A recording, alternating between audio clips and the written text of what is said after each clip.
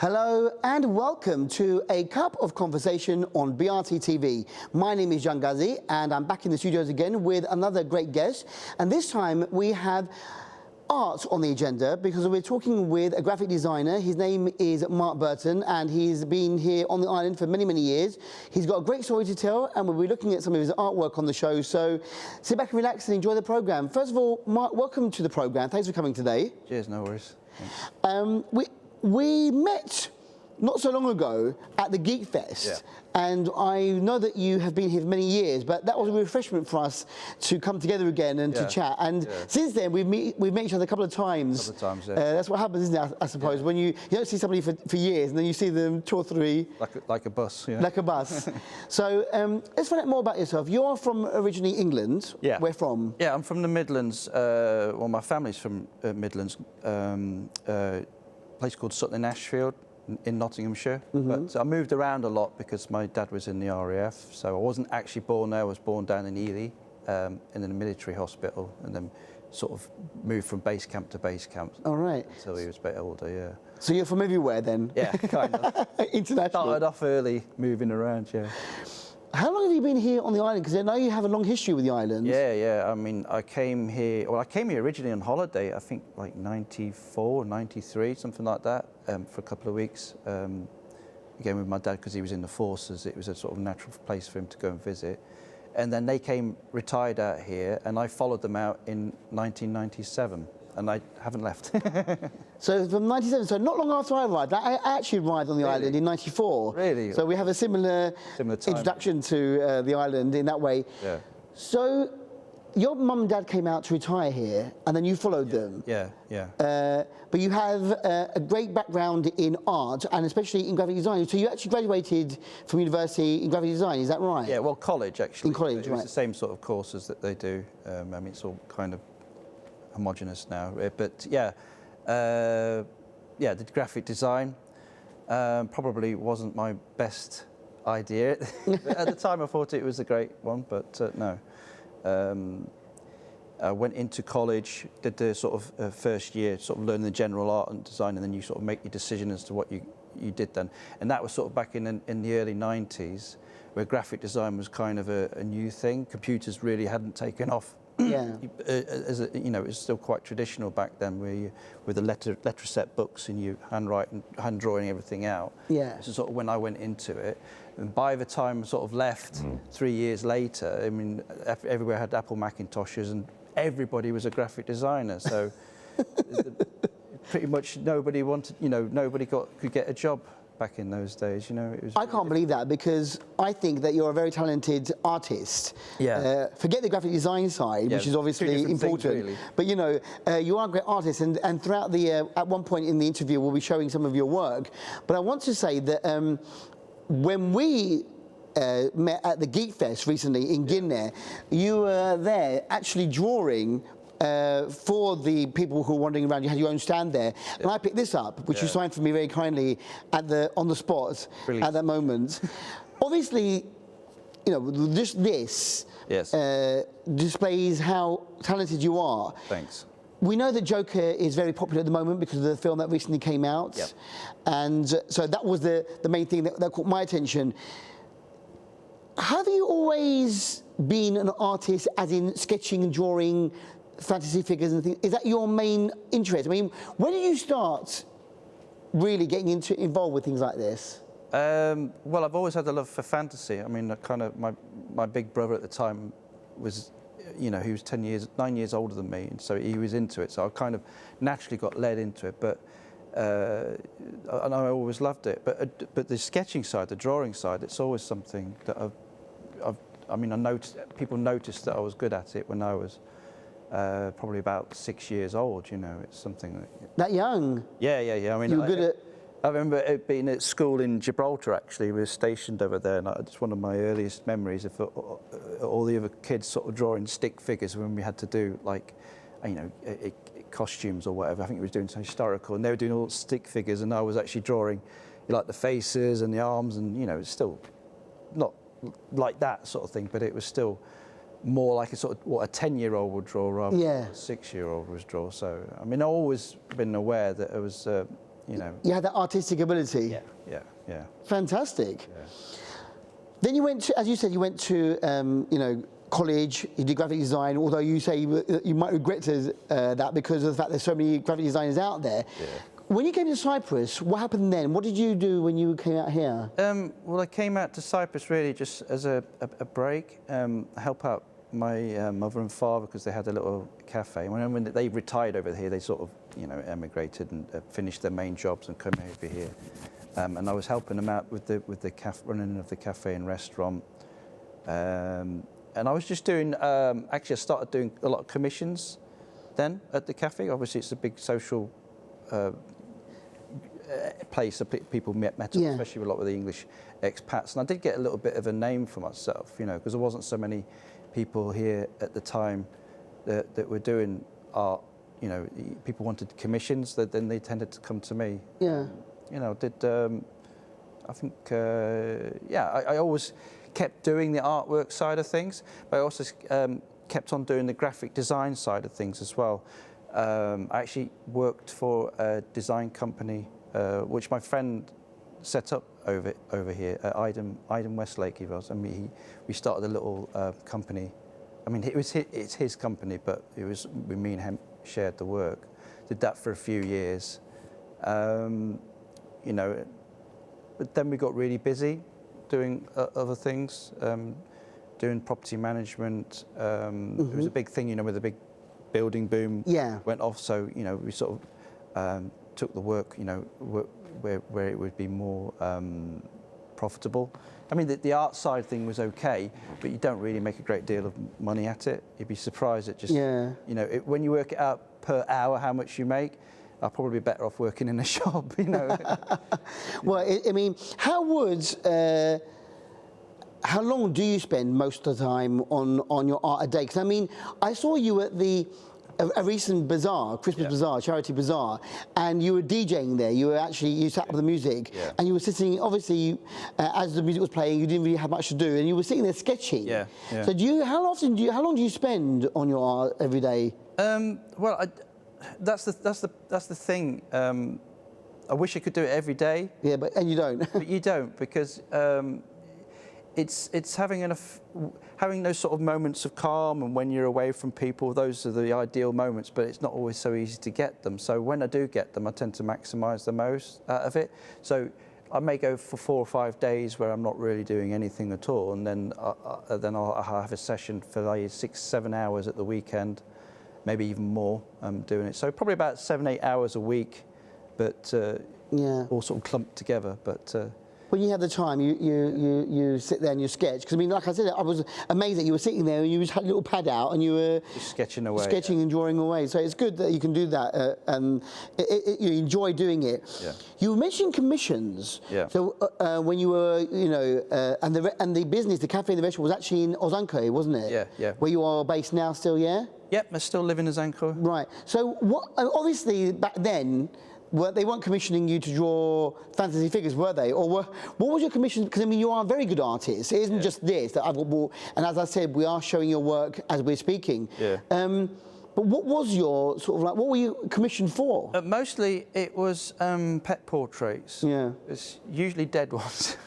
You know, they passed away. Memories. They want that, and they want them, and you know, because I've always been a pet lover myself. I enjoy it. I really do enjoy doing animals. You know, the way that the fur, and they're a lot easier than people, so you can get away with a lot more. So you do pets, you do landscapes, don't you, as well? Landscapes, yes. I mean, not so much the painted. Back in when I first started, I did a lot of ink landscape stuff, a lot of more sketchy sort of thing, because they were, you know, smaller and easier to take back to the UK or whatever. People would pick them up. So I used to do little postcards with them, or just little prints of those they sell. I did quite well with those. You know, and it was just like ink sketches of the harbour, of, you know, like jammies and the old churches and stuff like that. Yeah, people enjoy. I mean, I enjoyed it. I love to work on different medium. You know, so if I'm doing pet portraits all the time, I'd get bored with it and move on to something else. That's always been my way. Some people be specialised in one thing and just stick with that and get really good at it. Whereas I like to sort of jump from one thing to another. Yeah, because I didn't realise until I looked at your website how versatile, a big range of artwork. Because like you say, most people stick with one thing that they're comfortable with, or they enjoy the most, or they're good at the most. And I mean, as I said, you know, capturing this at the recent Geek Fest, what do you enjoy the most, Mark? I mean, to be honest, if someone said to you, if you could spend, you know, the rest of your life doing just one type of artwork, what do you actually enjoy doing the most, or do you enjoy it all? I do really enjoy. It's just at the moment what I particularly enjoy at the time. I think probably acrylics is the colour acrylics. Yeah. Because you can do pretty much everything with that. You know, you could even make it look like an ink drawing, or you can make it look like a thing. But I generally love. I mean, there are certain forms that I enjoy more than others. I mean, I love doing inking. I mean, that's probably the hardest one to perfect, because you've got to be very confident with it. You know. Yeah. If you make a mistake, it's there. It's going to stay there. So, it's the hardest one to perfect, but it's also the most satisfying when you get it right. But no, I've actually been quite blessed over in Cyprus, just being able to have opportunities of doing different things. There's always interesting things that come up, like somebody wanted a mural doing in their bedroom wall, so I did that. And a friend of mine had an aqua park down in Chautauqua, and I painted all the octopuses and dolphins on the walls and stuff like that. Right. Because it's such a small community, you know, everybody wants these little things doing. It always seems to be something coming up, and I really, really enjoy the fact that I've had the opportunity to go and do different things. Yeah, that's different. To see your art actually being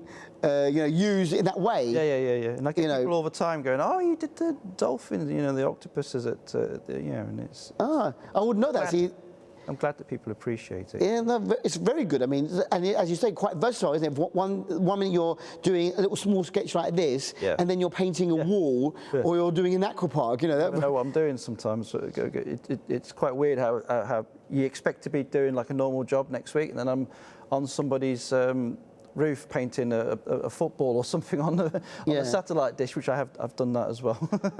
Amazing, very interesting. For an old sports club, and then I got into doing helmets for the somebody found out that I again, because it's just a small place, somebody asked me to do their surfboard helmet, because they were into like the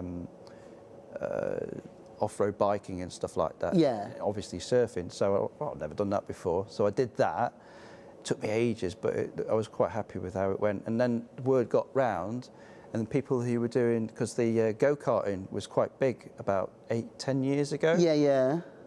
So then I had all the fathers of the lads, or the lads themselves, come sort of ringing me up. Can you do my helmet for me? So I ended up, I've never done that before either. I'll go and have a go at that. And so I did about 20-30 helmets over a couple of years period. I absolutely loved that. You know, it was such a great time. That sounds really good as well. But then with that, you know, obviously it's very different. But do they come with the design they want, or do they say you just do whatever you want on that? Sometimes, yeah. Usually, half the time it's usually that it'd be like an F1 driver's helmet, like Iraqan, and I want this, but with my name on it, and change this little bit. Sometimes they come in going vaguely with an idea, like it was the frog at the time was what was his name that did the Crazy Frog, Crazy Frog. They wanted a Crazy Frog on their helmet. That was it, and I had to sort of do the rest of it myself, you know. And I absolutely loved that. It's such a good creative process.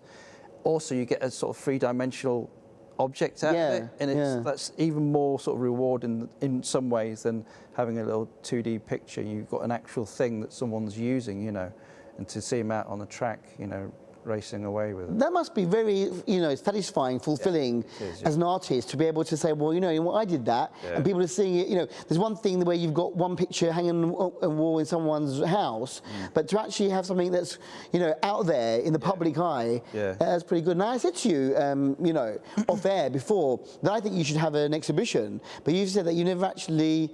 I never had enough artwork. Because you actually, all your stuff goes, because there are other commissions. or you sell them. Yes. So they've gone. It's all pretty much gone. I mean, I've got prints of stuff, you know, obviously I keep a record, but it's not quite the same thing.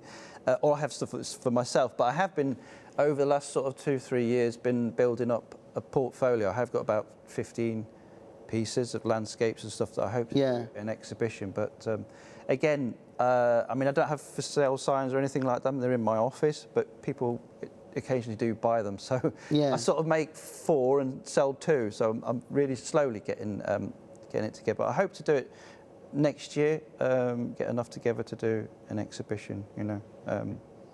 I mean, I think you should. Landscapes of Cyprus. I mean, you know, you are very talented, and it is something that I'm sure people would love to see, you know, your artwork, because it's amazing what you've done. Have you ever made something, produced something, and ever thought, oh God, you know, I don't want to part with this. It's so good, but it has to go? Yeah, all the time. All the time.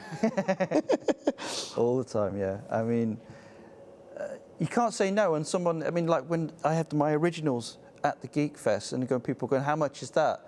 And I'll just, you know, say £200 or something like that. No, they're not gonna buy it because I like it. I don't want to sell it. Yeah. You know? So you give a ridiculous price just so that they go away. It's not yours. But I mean, these, you know, simple things that are so effective. And you were saying that when you first came to Cyprus, again, similar time that I came, back then maybe things like gaming and being a geek and all these superheroes and fantasy wasn't so popular then. You've been at the Geek Fest for 3 years now, since the beginning. Since the beginning. Have you seen an increase in the number of people interested? Absolutely, 100%. I mean, I've always been into the fantasy side. When I first came here, so I had to put that aside. Because there was just, I mean, the expat group as well, there was no real interest in it. And it's only since you know, like Marvel comics and the gaming industry sort of picked off, that everywhere around the world it's sort of become almost a phenomenon, you know, where people actually appreciate fantasy and science fiction as an art form, you know, and it's amazing. It's just how popular it's become here as well. It's the same as everywhere else. It is, you know, 10 years ago you couldn't sell like a print of that or a T-shirt with a Superman sign on it. Now you see them everywhere. And everyone's got them, everyone wants them. Brilliant, you know, and the Geek Fest is such a great atmosphere with all the artists there and the people coming on, and you can see people really appreciate the things that you do, you know, it's got, oh wow, you know, and it's great to see it, you know, with people seeing the cosplayers there and taking the photos with them. It's such a good buzz to know that fantasy is sort of a worldwide thing now, that everyone can appreciate it and can appreciate the same things that I have, and which never really they did before, you know. It's kind of, it was a bit, you talk about it 20 years ago and people think you're a bit of a weirdo, but... A bit of a geek. Yeah, well, they still do now. But it's cool to be, but it's now cool to be geek, I think, especially here in the TRNC. When you were sketching at the Christmas Bazaar that we saw each other at recently as well, when you sketch like that, when you have nothing to look at, there's no landscape there or anything, you're in a bazaar. Do you go into fantasy mode then? Is it when you use your own imagination, create your own figures, or I mean, how does that happen? I mean, when you're sketching, what do you get inspired from? Generally, all the time I'm thinking about stuff. You know, things pop into my head. Like when I'm doing something else or see something that goes, oh, you know, I'm thinking of something. Maybe a scene would pop into my head or an idea for a character, and then that'd be mulling over in my head, and eventually I would start drawing it down. I think there's some of the pictures I sent you, like the fantasy warrior, the female warrior in the armor. I just started thinking of a scene where a dragon was coming up, and then I'm starting to put sketches together, hopefully as a sort of preliminary stages of a painting. But yeah, I mean, all the time I'm thinking about that sort of thing. But as I said, the sketching is a sort of way of getting it out, you know. It's almost cathartic. I understand. I mean, you know, like I said, I was amazed that you actually were concentrating enough to you know, you had the time to sit there and draw. So obviously you enjoy it, you know, every spare moment that you get. I suppose it's a time. Yeah, not every spare moment, but you know, when you When you have the time to, I Yeah, suppose. or when you're in the mood. When you're in the mood, yeah. That's the thing, is that the more you do it, the more you're inclined to want to do it, you know, and it is hard. And that's really sort of the difference between doing it professionally and doing it amateur, you know, it's hard to sort of concentrate for more than 3 or 4 hours, because it does take it out of you, you know, when you draw even stuff like that, especially creative stuff, when it's out of your head, that is kind of exhausting. So is this out of your head? No, or no, that was from a photo. That was from a photo of, because that's the, you know, that's the current Joker that we have at the moment. Yeah. Do you ever think of teaching, because you've got this talent, or is teaching something very different that maybe you could you pass on your knowledge now to other people? Yeah, I mean, I have taught in the past. I was originally going to go about 5 years ago. I was going to go down that avenue and teaching. I actually had a TESOL, teaching English to as foreigner students, as a way to sort of get into teaching art, but it sort of never really panned out. I got too busy with other work, and but I did teach privately, and I really enjoyed it. I must admit, it was something that I quite enjoyed.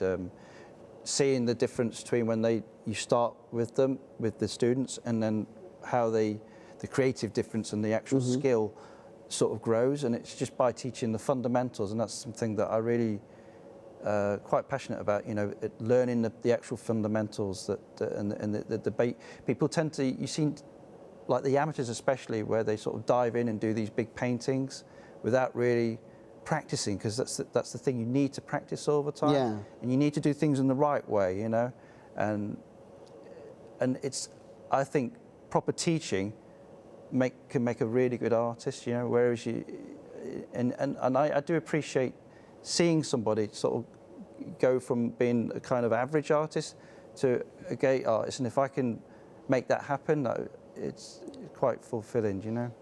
Is it better for you to work maybe in a small group one-to-one, or could you go into a classroom with, let's say, 20 students? And because, you know, everyone's at a different level. Yeah. You know, if you had to teach at a normal, let's say if you went to a high school and you were teaching, or even, well, if you go to university, most of the time the kids are talented, you know, those who choose that course. But let's say you were at a high school where you have to teach art as a lesson to a mixed bunch of children. Yeah. Is that more difficult to try and get down to their level? And, well, you know, they can't, like, you know, the kids who can just do stick men to those who are actually quite talented. I think it could, you could probably get quite frustrated, I think. But you know, it's always, you can always teach anybody at any age to get better at it. Yeah, I think it probably would be a bit frustrating, sort of, you know, because they're a little bit not quite as quick to adopt it, because it is quite a difficult thing to pick up sometimes, one of the more fundamental things. But I think kids would definitely benefit from that. And I think a larger group is always going to be better than a small group. In fact, if it's about sort of 5 to 10 people, would probably be easy if it was just a single person, because you tend to, it's a slow process. Yeah. If you're sort of hanging over somebody over the time, you restrict them. Also, people tend to bounce off each other. It's more of a creative. Yeah, you right. sort of go, oh, what's he doing? I might try something like that, you know. And so it's good to have a small group between 5 and 10. Yeah, you tend to feed off each other, and it's true with any artist, even when you're teaching, or like when at Geek Fest, when you're just being with other artists, I think improves everybody. It makes you less sort of stick to just doing how you think it should be, and opens you up to more ways of doing it. So teaching, it's always better to have a larger group. Obviously not too large. I mean, if you had like 15 people, it tend to get a bit chaotic, and people get distracted and not actually concentrate on what they're doing. But no, it's. Having said that, development-wise, you know, you can bounce off each other. Do you ever get new ideas? Are you always looking for what's going on, or do you? I mean, you can see the latest developments. I mean, online, everyone's sharing things online now. You know, the internet has opened up the world to us. So do you actually do you admire certain people's work? Are you looking at? Yeah. It's kind of a two-edged sword, really. When you go online and you see these artists, and because they're like the best in the world, you just sort of go, oh my God, you know, and it kind of makes you feel a little bit, so good, how can I be that good? But no, it is something that I want to go into more. I mean, digital art, is something I've always liked, but actually doing it as a profession, I think is a great idea. You know, it opens up more opportunities, different ideas. When you go online, you're getting people wanting lots of interesting things rather than just doing pet portraits all the time. Yeah.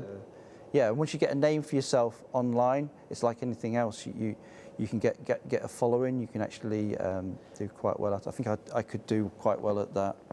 Yeah. When you say online, so you can get commissions from people from other countries, Yes. and then you do the work and then send it off to them. Yes. They could Yeah. actually commission you for that. Yeah, yeah. Wherever they are. Yeah, I mean, sometimes it's for somebody who just wants a character doing for their comic book, or it could be a company wanting to do some illustration work for their website or something like that. You know, you go onto various websites and you put in bids to do jobs, and the more you do, the better your reputation is. So you can do. You know, there's just more opportunities online. Yeah. Yeah, and it's something that I would appreciate doing. I mean, obviously, I would have to do it like the digital artwork because And then send it off to them. Yeah. Yeah, that's the thing. You're not sending off the picture itself. No. You know, you breaks it up and send it off. But you can actually. You could do that, but I mean, being in Cyprus is a little bit difficult. But they can actually say, draw this. You give them, you know, you send off the final thing. Yeah. You get your payment, whatever, online. But they can then download it, and they have it. You know, if they want to physically print it, they can print it off wherever they are, which is very good. So you actually do have a website, don't you, yourself? Yeah.